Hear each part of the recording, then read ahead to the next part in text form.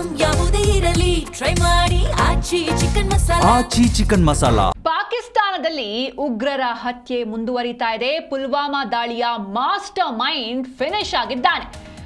Most wanted ಉಗ್ರ ಹಮ್ಜಾ ಬುರ್ಹಾನ್ ಹತ್ಯೆಯಾಗಿದೆ.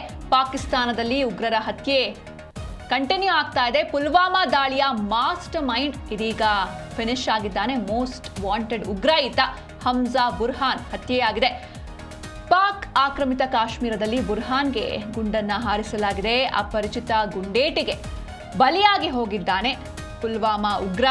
POKನಲ್ಲಿ ಇತ್ತೀಚೆಗೆ ಈ ದುರಂದರ್ ಆಪರೇಷನ್ಗಳು ಹೆಚ್ಚಾಗ್ತಾ ಇದೆ. ನಾವು ಈ ಹಿಂದೆಯೂ ಕೂಡ ನೋಡಿದ್ವಿ. ಈತ ಪುಲ್ವಾಮಾ ಅಟ್ಯಾಕ್ ಏನು ನಡೀತು ಫೆಬ್ರವರಿ 14, 2019ರಲ್ಲಿ, ಆ ಒಂದು ಅಟ್ಯಾಕ್ನ ಟೆರರಿಸ್ಟ್ ಅಟ್ಯಾಕ್ನ ಮಾಸ್ಟರ್ ಮೈಂಡ್ ಈತ ಹಮ್ಜಾ ಬುರ್ಹಾನ್ ಅಂತ ಅಪರಿಚಿತ ಗುಂಡೇಟಿಗೆ ಈತ ಬಲಿಯಾಗಿ ಹೋಗಿದ್ದಾನೆ.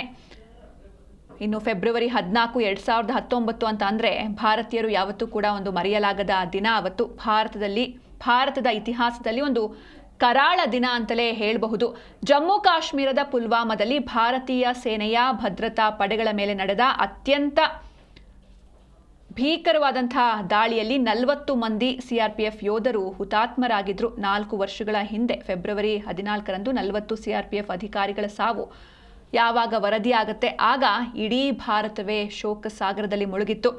ಜೈಷ್ ಎ ಮೊಹಮ್ಮದ್ ಸಂಘಟನೆಯ ಉಗ್ರಗಾಮಿಗಳು ನಡೆಸಿದ್ದ ಆತ್ಮಾಹುತಿ ಬಾಂಬ್ ದಾಳಿಯಲ್ಲಿ ಸೇನೆಯ ವಾಹನದಲ್ಲಿ ಹೋಗ್ತಾ ಇದ್ದ ಯೋಧರು ಕ್ಷಣಾರ್ಧದಲ್ಲಿ ಜೀವವನ್ನ ಬಲಿ ಕೊಟ್ಟಿದ್ರು. ಇನ್ನು ಸ್ಫೋಟಕ ತುಂಬಿದ ವಾಹನವನ್ನ ಕೇಂದ್ರೀಯ ಮೀಸಲು ಪೊಲೀಸ್ ಪಡೆ ಅಂದರೆ CRPF ಬೆಂಗಾವಲು ಪಡೆಗೆ ಅತ್ಯಂತ ಭೀಕರವಾಗಿ ದಾಳಿಯನ್ನು ನಡೆಸಲಾಗಿತ್ತು.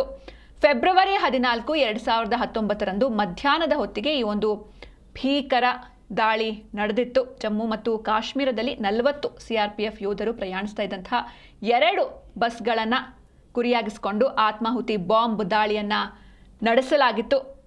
ದಕ್ಷಿಣ ಕಾಶ್ಮೀರದ ಪುಲ್ವಾಮಾ ಜಿಲ್ಲೆಯಲ್ಲಿ ಬಸ್ಗಳು ಹೆದ್ದಾರಿಯಲ್ಲಿ ಪ್ರಯಾಣಿಸ್ತಾ ಇದ್ದ ಅರೆ ಸೇನಾ ಪಡೆಯ ವಾಹನಗಳ ದೊಡ್ಡ ಗುಂಪಿನ ಭಾಗವಾಗಿತ್ತು. ಇನ್ನು ದಾಳಿಯ ಸ್ವಲ್ಪ ಸಮಯದ ನಂತರ ಜೈಷ್ ಎ ಮೊಹಮ್ಮದ್ ಸಂಘಟನೆ ವಿಡಿಯೋವನ್ನು ಕೂಡ ರಿಲೀಸ್ ಮಾಡಿತ್ತು. ಈ ದಾಳಿಯ ಹೊಣೆಯನ್ನು ಹೊತ್ಕೊಂಡಿತ್ತು.